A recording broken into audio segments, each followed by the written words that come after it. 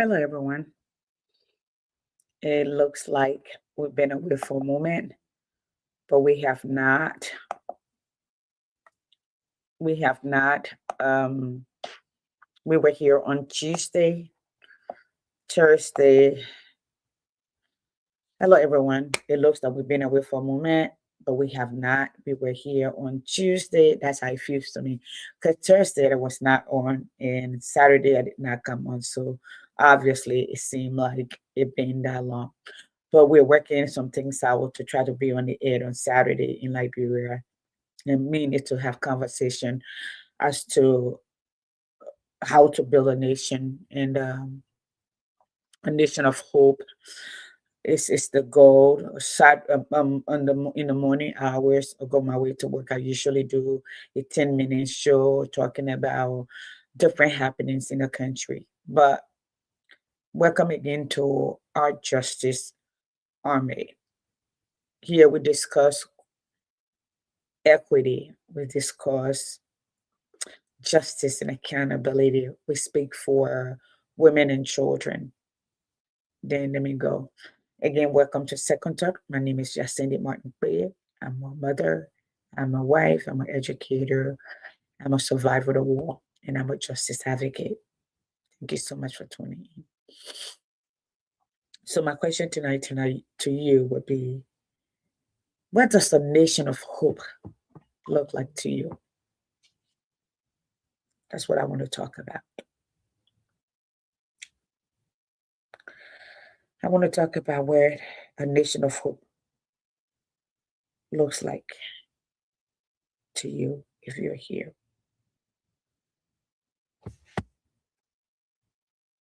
And what does it mean to you?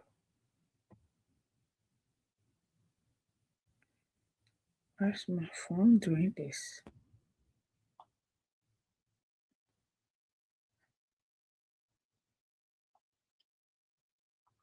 Okay, let me see if I can shut this down and bring it back up. Something is not adding up. All right, so let's talk about this. Where does a nation of hope? Oh my God. Our children bodies are already coming in.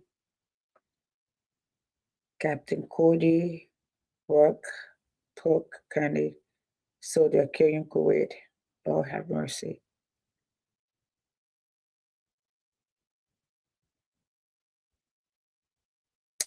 35 years old. Brace yourself for the tornado that is coming. That is ahead. Brace yourself. Brace yourself. Okay. So I will ask the question, what does a nation of hope look like to you? If you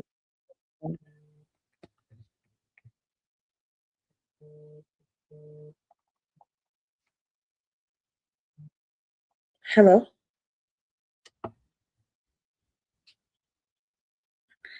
I mean it's the fact. It's a fact that is true. That's where we are, where we are. That's where everybody run. Yeah.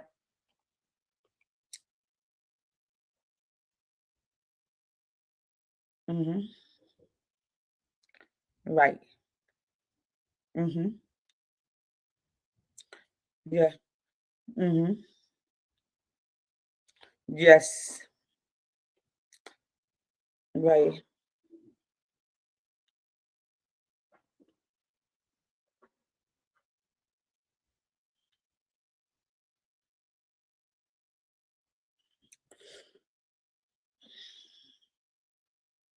Hmm.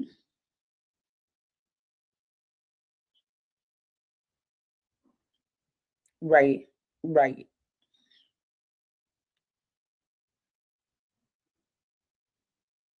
Right.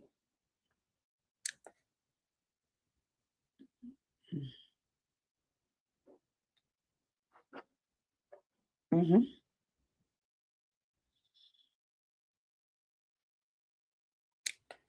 And they never work in that field. Says, let me call you after the show. I am with you.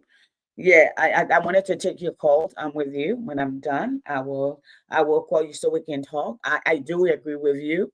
It just is like when you thinking something and somebody say it aloud and you're like, oh, okay, and that's how I am. But let me finish. I have an hour by 45 minutes and I'll call you back. Yeah, okay, all right, okay, bye. Yeah, all right.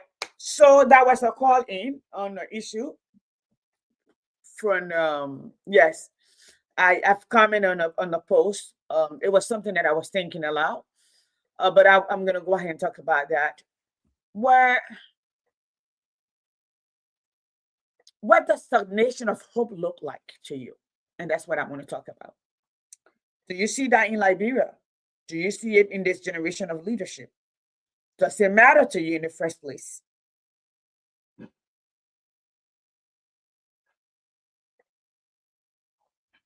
That's what I'm thinking about now. So lately, there have been a lot going on in the Liberian community, a lot in Liberia, in Ghana.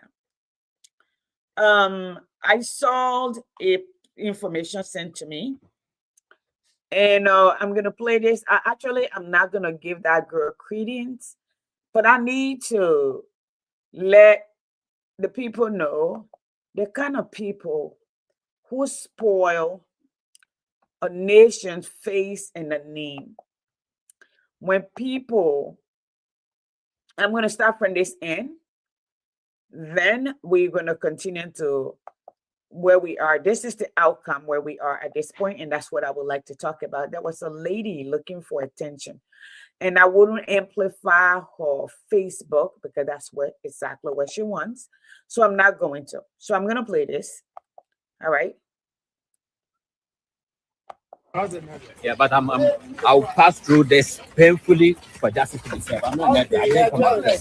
I'll pass through it for justice to be served. Thank you. I didn't kill my friend. I'm not a murderer. Yeah, but I'll pass through this painfully for justice to be served. I'm not a murderer. I didn't come out there. I'll pass through it.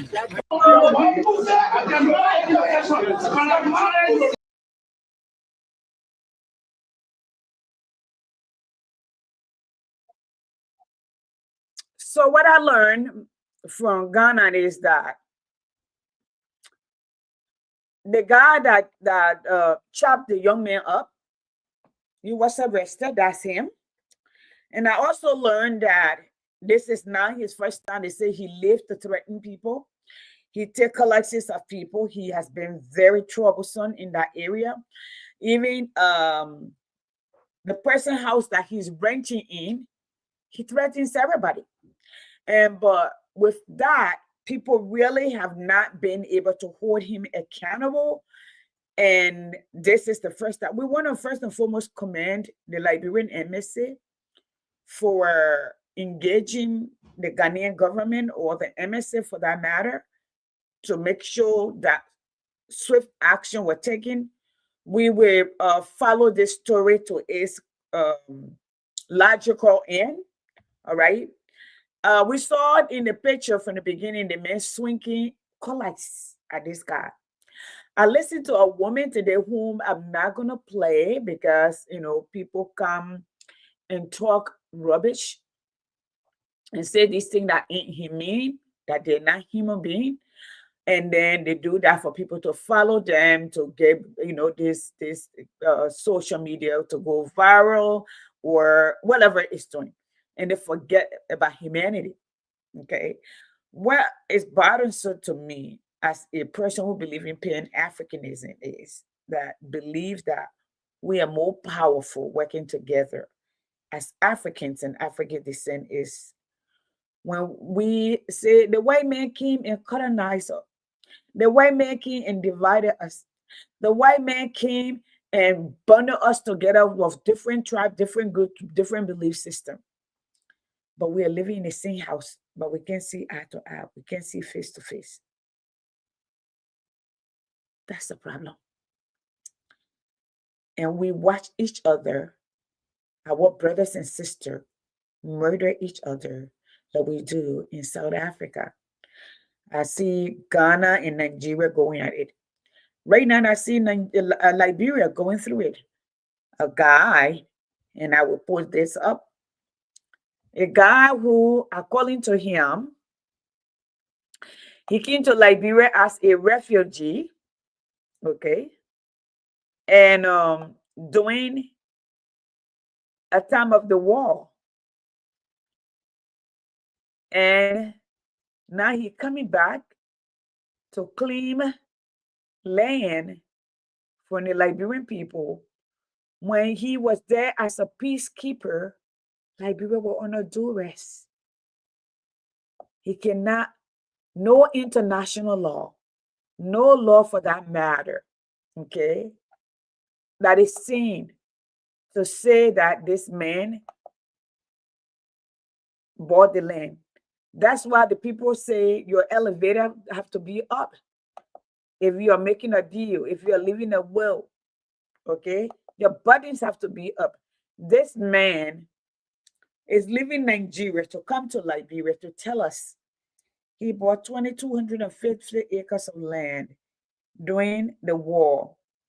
When Liberians were under duress, we were scattered all around the world, even scattered in our own country. The people from Monrovia up in Nima County, the people from Nima County and Grand Gila up in Monrovia, wherever we found refuge, we found refuge. This dude is telling us during that time, during our most vulnerable moment, a moment where people feel confused, he purchased 250 acres of land. And he was an Ecomore.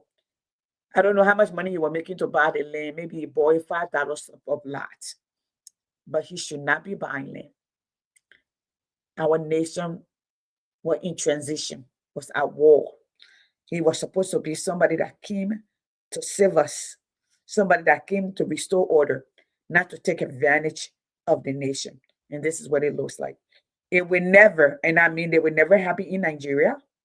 It will never happen in Ghana. And it should not happen in Liberia. At this point, we are just returning home. We're finding a place to live. So for this man to come up, and even for government who don't even keep record, okay, to obey that, it means there is a problem. There is a bigger problem with us, with the system that Liberia has, than we can imagine. There's a leadership problem. Papa Boaka said we have never had leadership. This is a leadership void.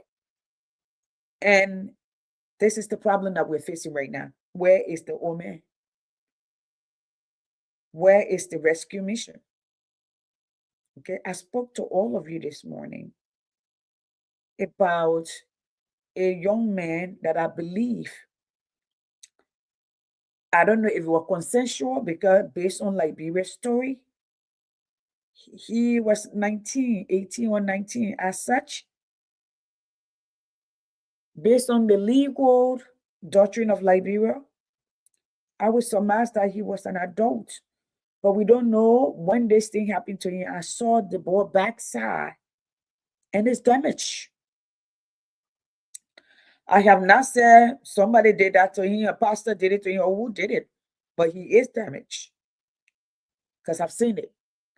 All right. I found the guts to look at the video that was sent to me, and that child is damaged. All right. Another thing that I like to talk about is, I heard the pastor is going to go sue. Great. But the parents did not give him authority to have the child in bond. They wanted to take the young man home, bathe him, wrap him up. They didn't want no morning medicine and bury him. The pastor decided that, I believe, I'm told, that he wanted this child in bond. And the parents, the mother did not want him in bond. He's not next to kin. How did he get the death certificate? Why would the hospital give him the death certificate? He's not the parent. The mother was there, were available. How do you give a person's child, okay, who has a next to kin available, death certificate to a pastor? The pastor is not the custodian of the young man. The young man has the next to kin. They have not waived the parental right or the next to kin right. You are not the head of the administrator for the family. Why will you have that? And I hear people say, we won't sue, we won't do this. That's good. Y'all go sue. Okay, y'all go sue. But the evidence, I've seen it. Just as when the people houses were being broken down and they sent some of us their deeds, they said, oh, the land didn't belong to the people. When the people came by and said, this have been our land, now they said the people built in alleyway. We changed the story. The story is not that the land does not belong to the people, that they didn't own it from the 80s and up. Now the story is that they built in alleyway.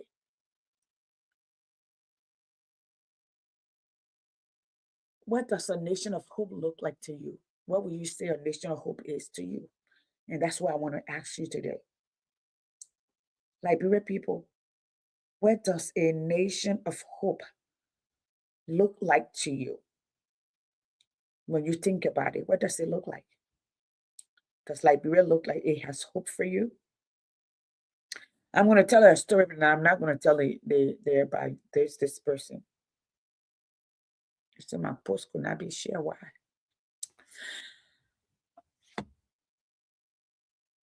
On Saturday, I saw a post trending on Facebook. And that post were asking,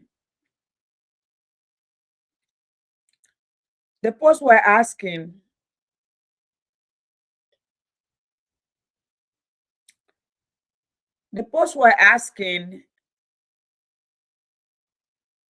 if somebody can use 1,000 Liberian dollar and how badly and what they would use it for.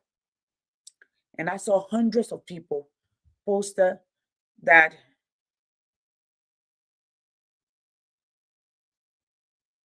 what the heck? Somebody not blocked the Facebook. Oh, it looked like they're monitoring me and whatever, man. Okay. And and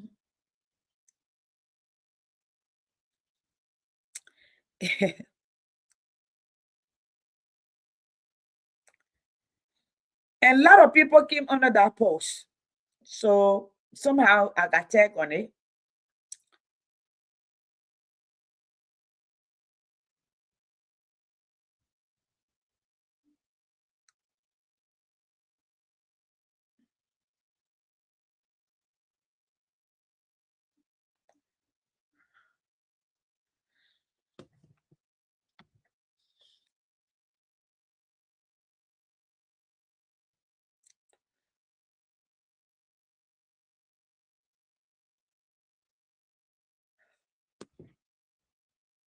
Sorry, folks. And I went under the post and I sent somebody there. I noted them and I told them inbox me. Inbox me.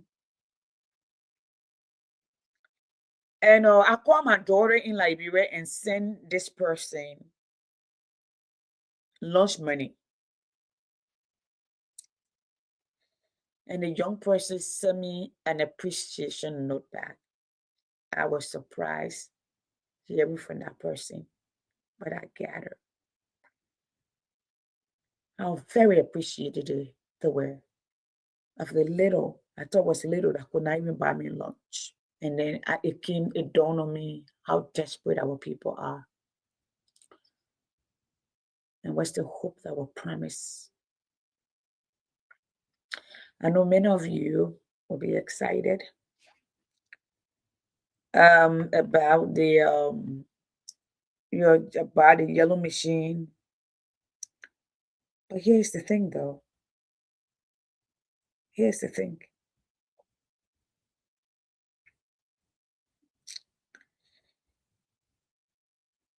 Yellow machine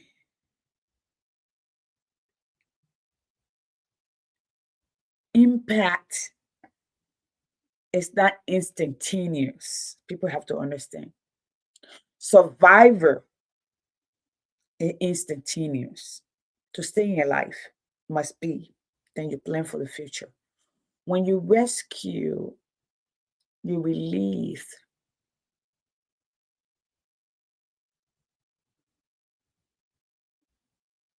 then you follow.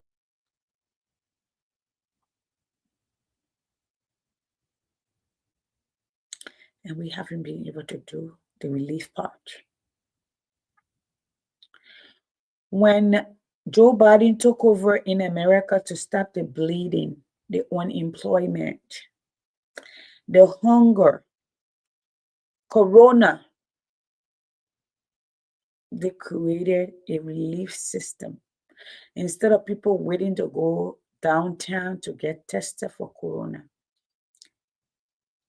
they built a drive-through everywhere around the state that you can get tested. You don't have to wait 24 hours. The moment you didn't feel right, you go to the drive-through, it will a few hours, and right there they give you the results. Besides, when you go there, instead of us purchasing masks, they have masks available.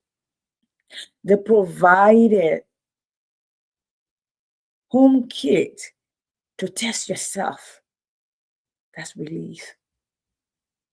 They sent us to stay at home, checks in the mail every week, depending on the number of members in your household and what your income was, to be able to keep living. Just for the relief. And then they started building it back better to put America back to work, because they didn't want people on welfare too long. They wanted, because they believe in dignity in labor, for people to earn their living and feel proud and return to work. Teachers, we returned, although we were working from home. We started doing split classroom. We started planning online, meeting, teaching our children online, not just posting into our chat rooms, but going live and teaching. We created a different avenue of reaching our students and teaching our students. Then we started going in and build a new system, a refund system that will work better. Then I spoke to somebody, sent me a somebody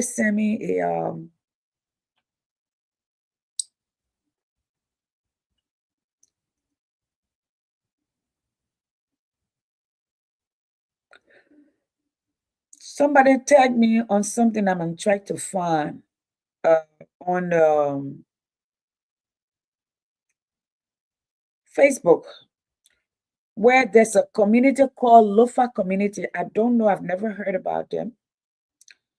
That Benedad Ure claim, that's his property, 25 acres where people live. What did Benedad Ure have before during those time? Until Taylor came to be and he became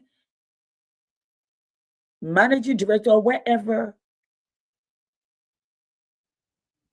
at Maritime before them. And when I talk to Liberian people, these are the people who brought war. These are the people that were ordering guns to kill your people. And you are saying you made war economic crimes court about Prince Johnson alone. These are the people who financed the war. Their children will never suffer, even in death. All of the children will be millionaires, including I hear people write, the dream will be bigger than you. Yes, that means if you kill the whole damn nation, destroy 2 generations, 3 generations, yes, that's your dream. It's not about creating anything.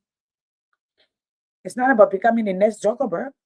It's not about becoming the next Bill Gates. It's not about becoming the next, Mark Waddell. It's not about becoming the new, whoever it is, who innovate.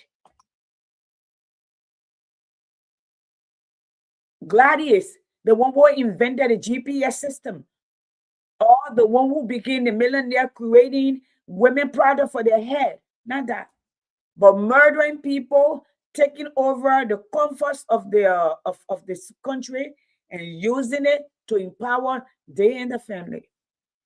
I'm talking and I don't give a fake. I'm a survivor and I have the right to speak. And I don't worship anyone. I speak my truth.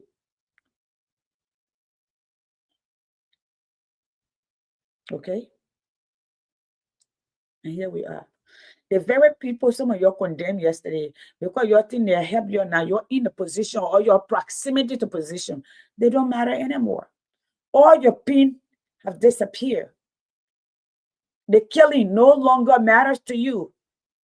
Okay? It's that when people come on Facebook and say, oh, we all did this, we all did that. You forgot. You forgot Michael Ellick shot himself in the head, in the back of the head, more than 3 times. You forgot Alexei in Grand Judah indoor building with a shot in his backbone. And I got those pictures and in his head himself. You forgot that Joel Howard Taylor brother, Pastor Giddens, had a girl murdered in his house, a young lady, Odell Sherman, who were beaten, bust under her feet, were beaten, her brain was busted, she had organ fracture. You don't remember that? You don't remember the disappearance, the 3 missing boys, all of a sudden now we're telling you nothing happened. You don't remember the boy who was a driver for Patrice to one of the ministers. I got the pictures. I will put it up.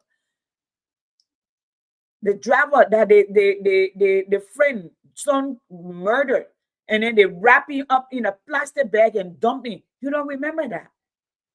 You don't remember Jackie Anderson being raped in the middle of in the street and her child missing, and how I have to leave for her to go get found her nephew.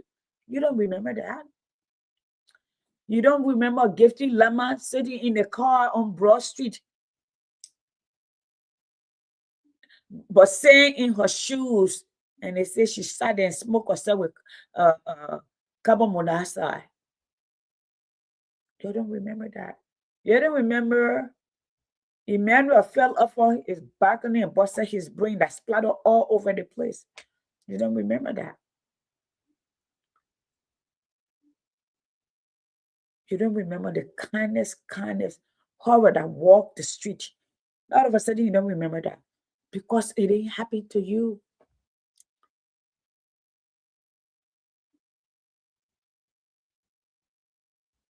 No, he did not.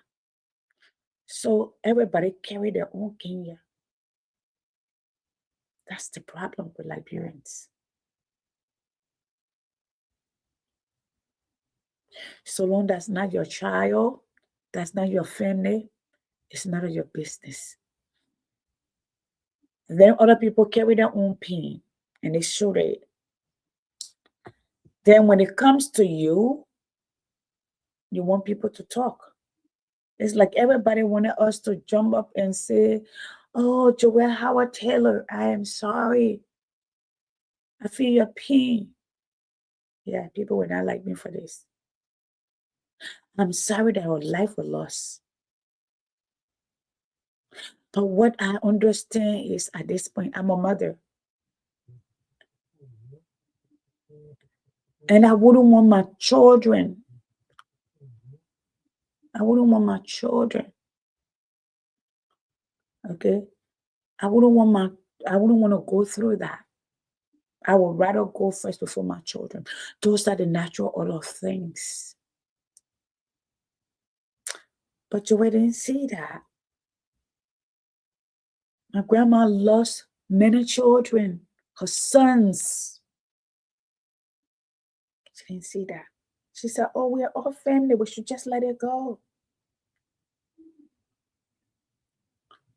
She and her husband bringing drugs into the country.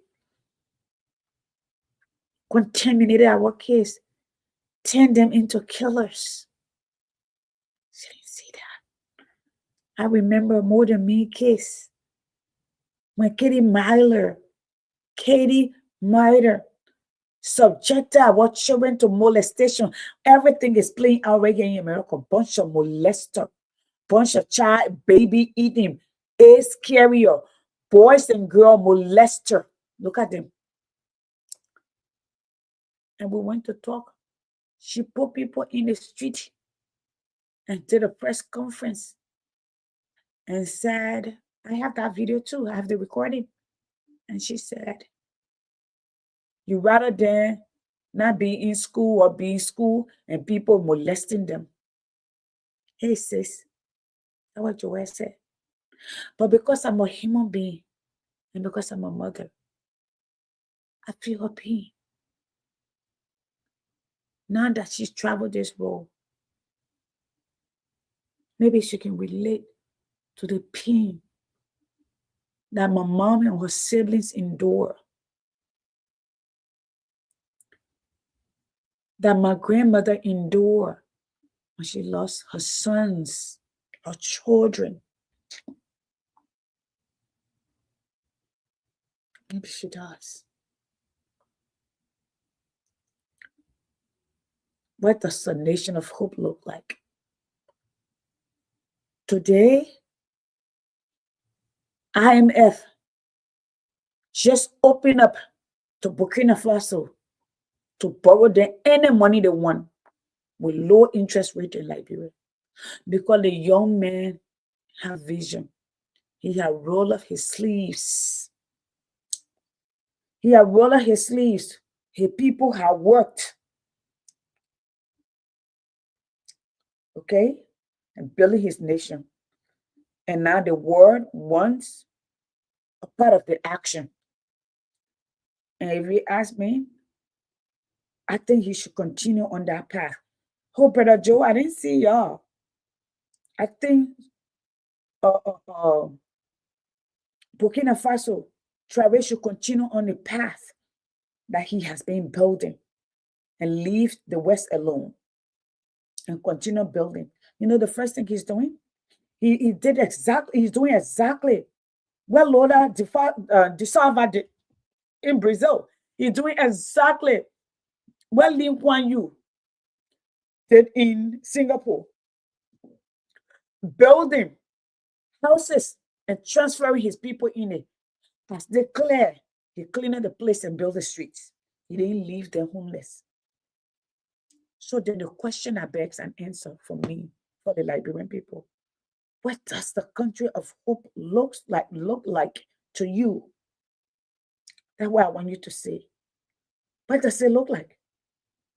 What does a country of hope look like to you? Where you have now, does it give you hope? Okay? An American president, Thomas Jefferson, once said, the care of human life and happiness and not their destruction is the first and only legitimate object of good governance.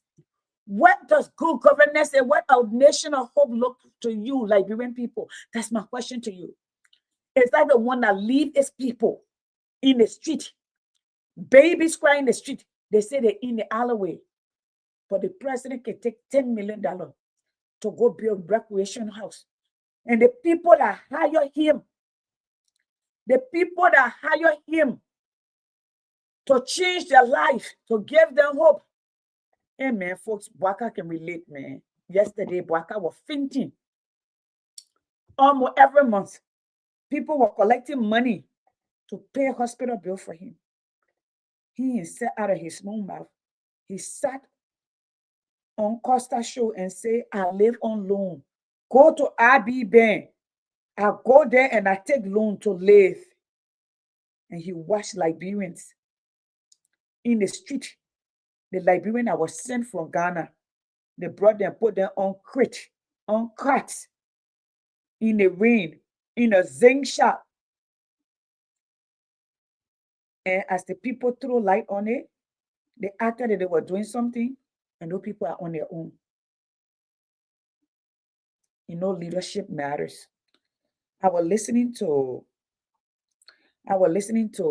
a young man who is in the Middle East.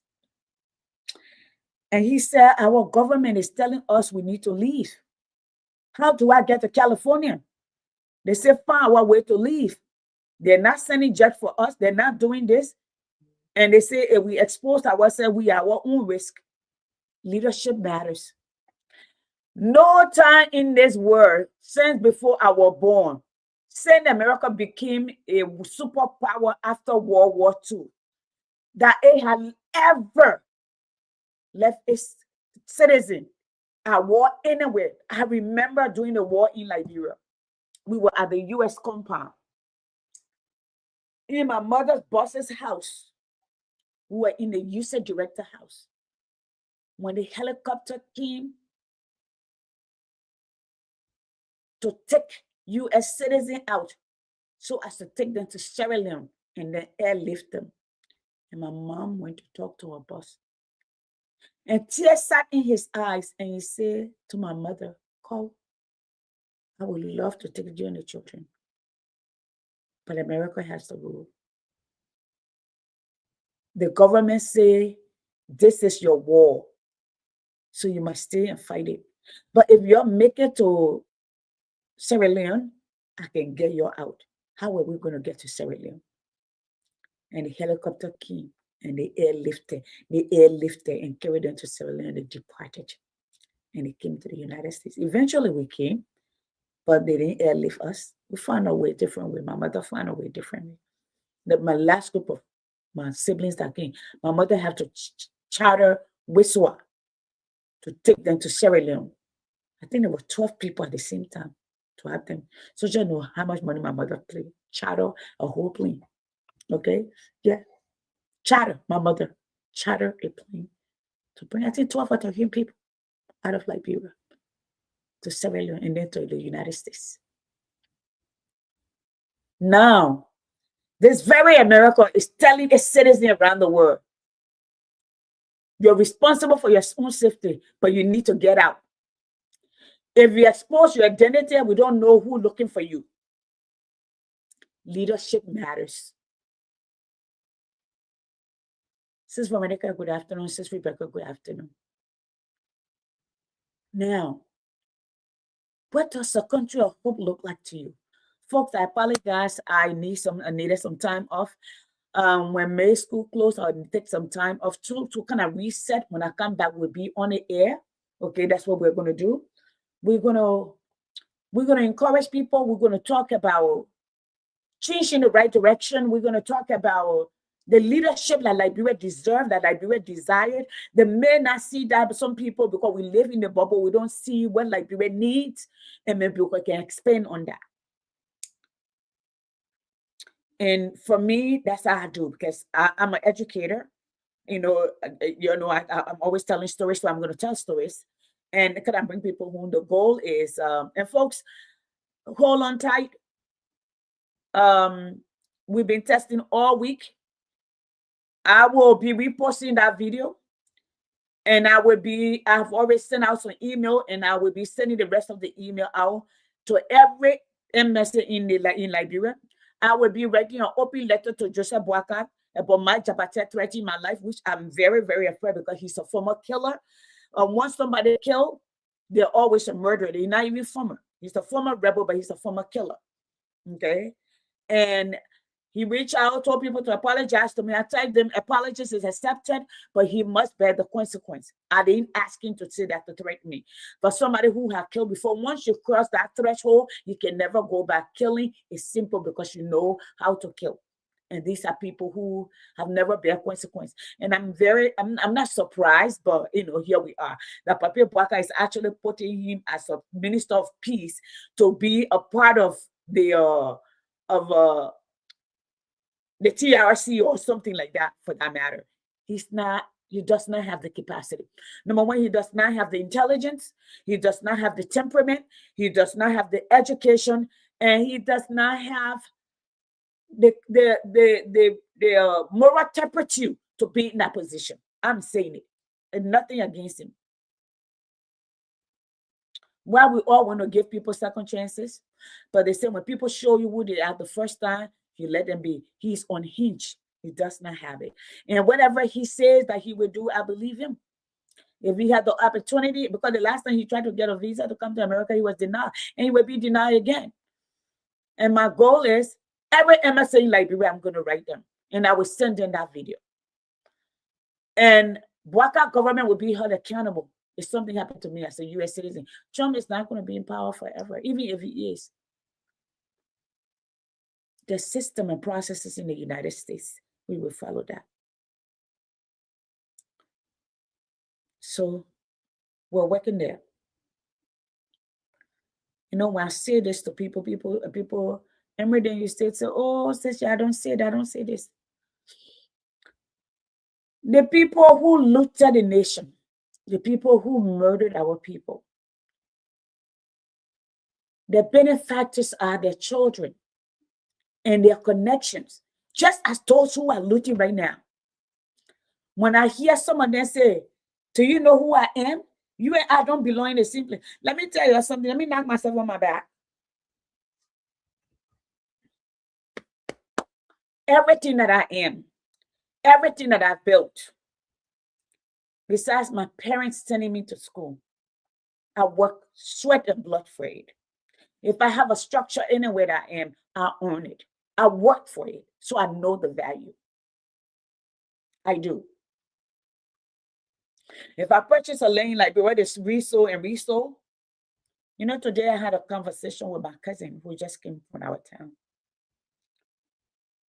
My family have 40 acres of land. My family own, yes. My family own, and it's named after my great-great-grandfather. The time I'm from, everybody there is related to family. After the war, because my grandparents died during the war, my dad went ahead for the way everything grandpa had instructed. And it had been that way from generation to generation. When the generation multiply, one group carry there, then let's say for instance, 5 brothers, the other brothers carry there, the other brothers carry there. When they multiply, they change the lot and divide among their children. My father and my mother planted rubber, coffee, and cocoa, and we had a plantation. The people in my town, our family decided, my father died from cancer. My dad died right here in this house, in our here, near my siblings. We're women. That's what they said when we went to bury my dad. Women don't have property. They lie. It's 2026. And the family decide they will sell our property, cut down my parents' investment. Cut down my parents' investment. Robert, coffee, cocoa, to sell the lot, $800 per lot, so they can divide it among themselves. My uncles. And divide the money and give my poor brother here. But they would give the land back. They're not water, they didn't buy water. They sold it, they intentionally sold it. I particularly don't when it comes to the thing that I think, I don't care. It's my sibling, oh, they will do this, they will do that. So if you came in, what are you going to get in return? You will produce it. The people who bought it from them, they will give their money back. This is how destructive we are. You look at, we're in America, me and my siblings are here. We are alive, we're not there, we're born children. I'm always home. And when I go to the town. When they call me to get help for their children, I help them. In fact, the Palawa house there, Dr. Richardson Horstman, Mr. Richardson is the one who gifted the money to furnish the chair for the Palawa house in the back of the place. When my dad died, we renovated his whole house, put bathroom and everything inside. Everybody go in there to poo-poo. Like the poo-poo house in the place. When you go there, you can stand outside and smell the poo-poo.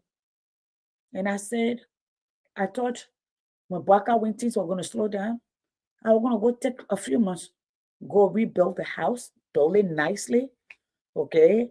Maybe do a flat top or something on top of it, like Musa got a low house in Seklipi Wanko. All of us can hang out there. But no, they decided that we take everything and sell it. That we don't, me and my sisters don't deserve it. What kind of nation? What does a nation of hope look like? Does that nation have processes and procedure? Does it have uniform behavior system that everyone is held accountable at? What does that nation look like? Does it have the poor? Are the leadership there to serve the people, to elevate the people? Do they have vision? Do they talk? Do they walk their talk? Are they consistent in the promises? Those are the things we need to talk about. So I will see you guys Thursday night, and we will be consistent until the what do you call it, graduation time comes, and then we'll take some time off. Then as we start back in the fall, we'll be on the air.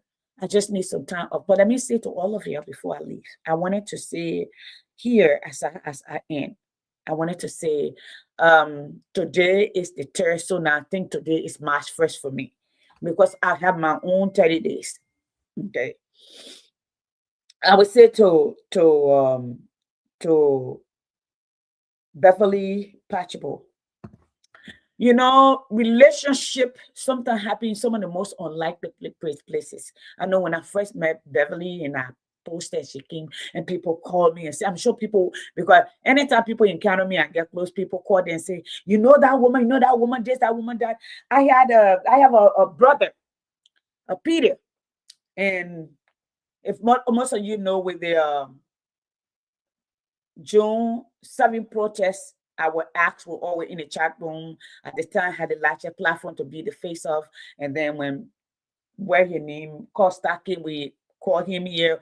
Emmerich reached out to him. Emmerich, everybody were on this platform. We were able to raise that money for him 24 hours. And when he decided he would carry the story, a lot of people call me, oh, in fact, the Fatigas, the Emmanuel Gonquay, everybody say, Costa is this, is that, and that. And I said, we want you to be, and I said, every revolution has his face and a voice. Costa had added his face and a voice. We're not going to fight over it. My journey is not for me to be popular or to get paid. My journey is to see a better Liberia, to see Liberia face. So we're going to support the process. In fact, we had just come from protesting in DC, been to Nancy Pelosi office. I was exhausted and I needed to support. So we went through that. And then people went in my back and said, oh, don't mind Cindy, nobody liked her. In fact, she lied. She's not saying that. And I tell the people, and people want me to come on and go off. I'm not going to. I have nothing to prove. Any intelligent person, any educated person will easily surmise from my conversation with them or my depth of knowledge that I'm an intelligent woman, that I am an educated woman. America would not allow me in the classroom without being educated. In fact, the requirement in the United States to teach K1 through 12 is higher than to teach at the college level. Besides the academic credential, you have to have the character, the credit. You can't be somebody who, there's a lot that is involved. They're fingerprinting every 2 and 3 years. Background check, you got to report yourself if you have an infraction to work in the school system as an educator in America, especially with children. Okay, you will become a mandatory reporter. You take oath, you get licenses, you do at least 22 credit hours every year. So that's not a joke. It's not a sitting in your car having people write you papers. and then you pack on your SHRT and move to Liberia and play big shot. It's not. Every year you must get that. Every time you're learning, as the calendar change, as history change, as science change, there are updates that you must learn. Every year you might learn at least 2 or 3 applications. So it's a revolving door. You got to be halfway intelligent. I'm not the smartest person in the world, but I have a degree in telecommunication and electronics. That's sciences. I used to be an engineer, tech, working with all engineers, creating bill of material, doing machine language, rewriting test procedures. No. Those who knew me when I was in school, in high school and middle school, they would tell you, one thing you would say is, yeah, I was frisky and stubborn. She defies. I'm not a girl. I was not like most girl. Roller skate short shorts, right in the back of cars. People will watch and they were amazed because I was different. I've always been different. Hey, Brother Alfonso, I'm here. Hey, Japa. Okay? That's the kind of person I am. So when somebody who you're born and raised in America, you had an opportunity with your mind here, you pass stealing from people, harassing people in Liberia, and you do all of that. And you go to school, you don't finish, and you're jealous because Jacindy came to America, no pa, no ma. First 2 weeks homeless, still managed to go to college and get degrees and work in corporate America, work in electronics, telecommunication, build telephone and closets, work for one of the biggest cable company in the world that transitioned to fiber optics. Who took machine language, programming, some salaries. That's database programming. COBOL. No, I'm not the smartest, but I'm not your Irish girl, or they will say gal. Yeah, I'm getting older and I'm forgetting. Okay. But I know how to navigate and I can carry my own. I'm doing well, Alfonso. So I come to tell all of you some things I don't acknowledge. I know some of you are jealous and you will be. You're not me. Most of you who met me, I know the people who started to put me. Sis Veronica, you thank you for my birthday gift to help me out. Sis Rebecca, thank you. All of you, thank you. Brother Kennedy, thank you. I'm grateful. But I started and I will end. All of you. Sis Veronica and I, we've been on this road for a very long time. And Sis Rebecca. And we got many places to go. We will see Liberia change.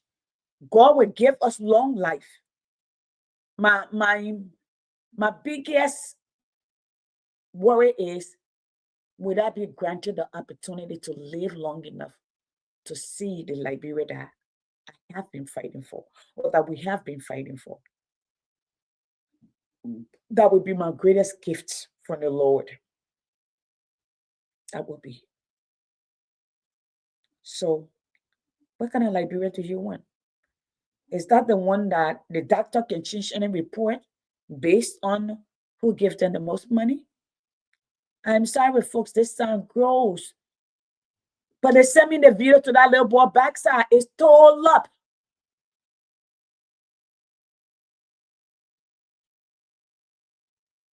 It's rotten.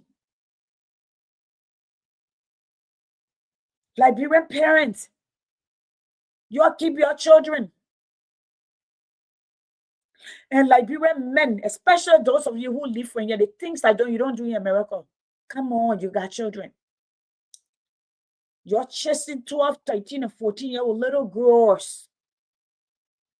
You know, there's a story that's been going on with Uncle Pete. I would be in the kitchen on Saturday and I would speak on it the best I know, because this issue, I particularly have addressed it. It's just Facebook started deleting records.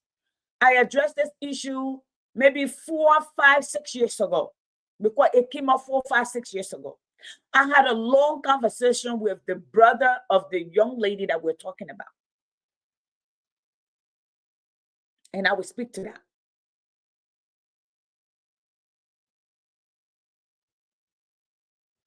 and to end. Beninda UA is breaking. These are the people who had their guns ordering and destroy the nation. Now he's seeing you cry. Y'all go sing and dance for him. Y'all go sing and dance for your killers. Y'all go sing and dance for your rapists. Y'all go sing and dance for your looters. Y'all go sing and dance.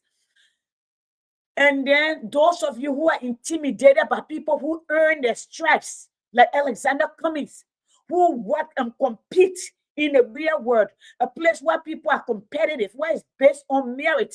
Okay? I can tell you for free, Alexander Cummings. Pillsbury.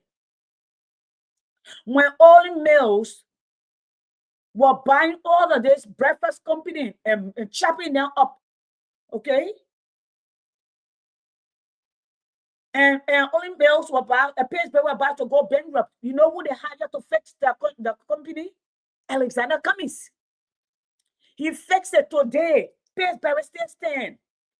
When I hear some of you airheads who have built nothing, and come and say, oh, it was a structured organization. If it was so structured, then ask yourself, why did KMI file bankruptcy? Why did it go belly up? CRE Box was one of the biggest legacy companies in the United States. Why did they go bankrupt? They were structured. Why did Nokia lose businesses and were bought over? And the CEO that day, he stood up and said, listen, folks, we did everything right. And I'm sorry. You know what? They didn't do everything right. He didn't stay with the competition. He was not far-sighted enough to stay ahead of the technology that was coming. He did not use the open source that were available that sent something from nowhere and took it over. He didn't see that, and they hired him. The essence of hiring CEOs and board members is to be far-sighted. They're vision driver. They're supposed to know what next, what coming the next 20 years, the next 30 years, the next generation. What will that generation? Because for a market economy, it's supply and demand. What will the people like? Even if they don't like it, can you get them to like it? Can they buy it? Why the Barnes and Noble still stand and both go bankrupt? Now talk to me about corporate, because I work in one. I work in factory. I work with machines. I work with paper. I work with banks. And now I work in education. And that's one of the most rewarding jobs I've ever done, education. Watching those children. Like today, I check on one of my children from 3 years ago to see how he's doing. From 8th grade, 9th grade, 10th, 11th grade, to see how his first semester went, how the year is coming. And the mom told me the parents got divorced. This child has struggled. I used to stay over to work with him, to get him to work, because I saw his potential. So I would stay over and tutor him. Like today, I stay over to tutor one of my kids that I just say, no, you're not supposed to be in this particular class. You're supposed to be in this other class. Volunteer myself. Nobody pays me. So long we teach, I'm not allowed to take money from kids that I teach. I'm not even allowed to tutor at my school for money.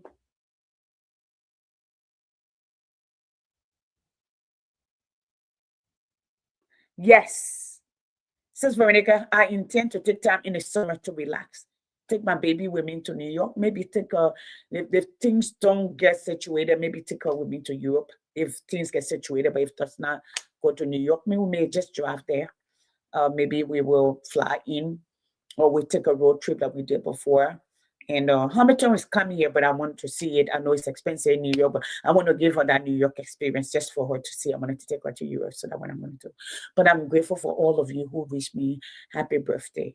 And as I leave, and I wanted to say to Beverly Patchable, love happened in some of the most unlikely places. You know, people will call me and say, Beverly, that your daughter. You need to talk to her the way she does this. Sometimes when she get hot on the phone, I call, Beverly, yes, my iron lady. Okay, if you see, I will stop, That kind of respect. I didn't anticipate anything. She just told me, My iron lady, I got some GB for you. I told her I would spend a day with my daughter. My husband came to drive me, or he said, no, Pastor, you coming because I want you to come pray for me because the behavior I need to stop it. I said, oh my God, the child. We got there.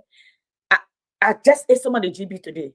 This girl make me a whole top full of GB with everything in it, double and all inside. Everything was inside. A cake for me, balloons, flour, chocolate, the whole 9 yards. Tears sat in my eye, celebrating me. Unbelievable. But I believe it. Love can happen in some of the most unlikely places. Beverly, I came to tell you I am grateful. Thank you, Ma. I didn't forget. I've been trying to find a medium either to post it or to say it. And I wanted to say it to you. Thank you. You surprised me. You made my day. And to all my brothers and sisters here who contributed to my platform, wherever you contribute, okay, may the Lord multiply it in 100-fold. Wherever it came from, it does not matter how much you send, okay?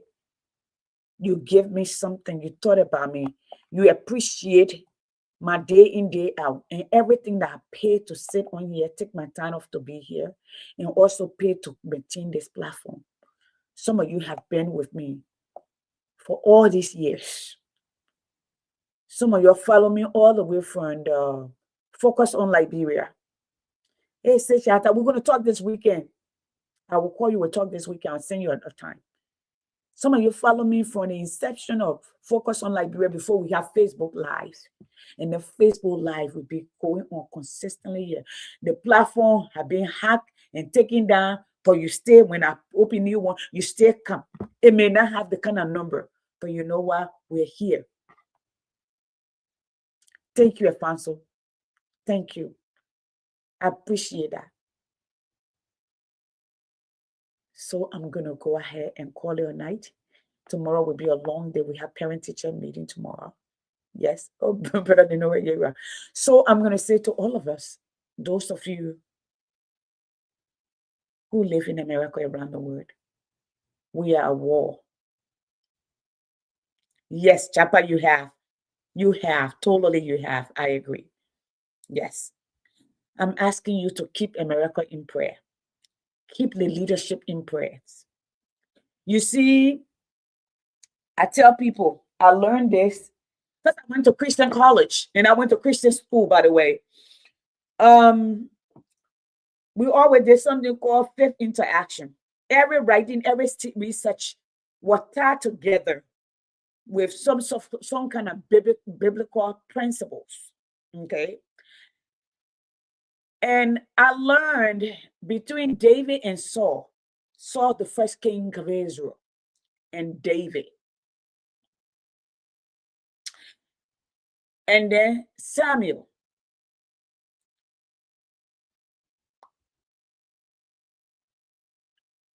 Saul was delivered into David's hands so many times. If David wanted to, he would have taken him out. But because God have given a sight to David, David knew, although God had departed himself the blessing from Saul, but Saul was still under the anointing of God. And David was not going to soak his hand. David recognized the power of God upon Saul. But Saul was so entrenched in his own arrogance, but he didn't recognize that David was God's anointed. So in this, those of you who pray, you got to look at this both ways. You know, I hear a lot of people in our community say, this is God anointed, and God said, do this, and don't do my prophet this. How do you know even the person that you are building the wall for is not also God's anointed? I used to tell the people in my community, I say, when you scream, how do you know I'm not God's anointed? Because I'm not a pastor does not mean God does not have his anointing on me. Me, I know I am. From where I come from a little village in Nema County, having Jiga on my toes, Farmers said in the, what do you call it, Monrovia, and then to the United States. Farmers said in the hall of the capital of Georgia, have my signature on the first bill that brought all African together. Diaspora Day at the Capitol. That resolution has my name on it, the first one, 2016. My signature is on it. That's been going on for this while.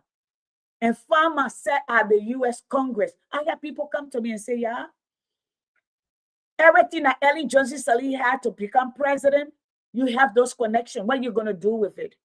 I'm going to do good with it. Thank you, Sujata. I'm going to do good with it. I want to leave a mark that show love. Let's speak for the underprivileged, the people all over that will not have voice. Yes, I have ego.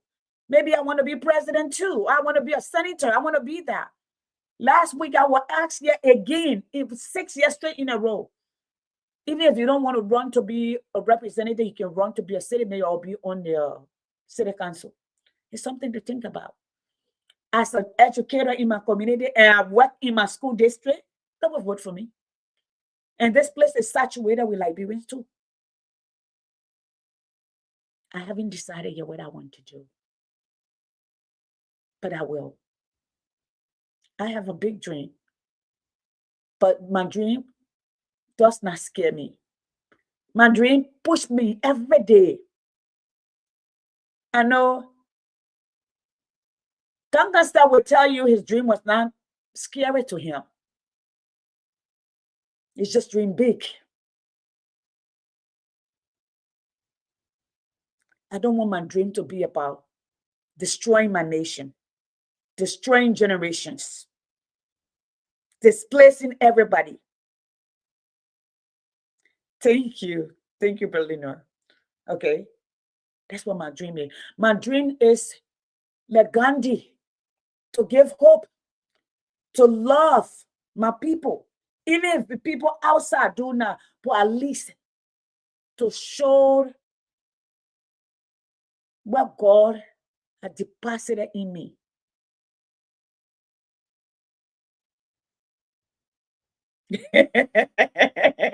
Emre, leave me alone, man. I'm leaving. Every night I'm leaving. So everybody, I want to say thank you so much for my birthday. It was epic. I felt your love. I felt your appreciation. I felt your kindness. I felt you. Folks, I was not born in America. I was not raised here. I came here just before I was legal to drink liquor. And when I came here, I had no mother, no father, nobody. The second week in the country, I was homeless. But God had brought me. The only thing when I was coming to this country, my mom told me, you might be the only family member that may survive. So you have to learn to survive. My mom gave me one small, those small Bible that they used to give, the missionary used to give back home with the orange lip. I still have it. The Bible, everything I've not tear up, I still have it. That's what my mother gave me. That was my strength. That what kept me up every day. That what I reference every day. That the God inside of me shows. My dream don't scare me. It can't be bigger than me. But it's never to destroy. Yes, you can leave a mark. Gandhi left a mark without destroying his nation. He fought for his people. So did Dr. King. Big dreams. So did Mandela. Huh? I will say good night to everybody. Good night. Emric, call me. Let's talk. I want to get some opinion from you. Good night, everyone. Y'all, thank you so much for tuning in. We'll be back on Thursday. Sorry, last week I needed some time off. I am grandma, and our grandma said our babysitting. I have some beautiful, beautiful little girls. Okay, so my little girls were hanging out with Nana, and Nana was spoiling then, and I needed some time off, especially this Saturday, folks. I can't lie to y'all.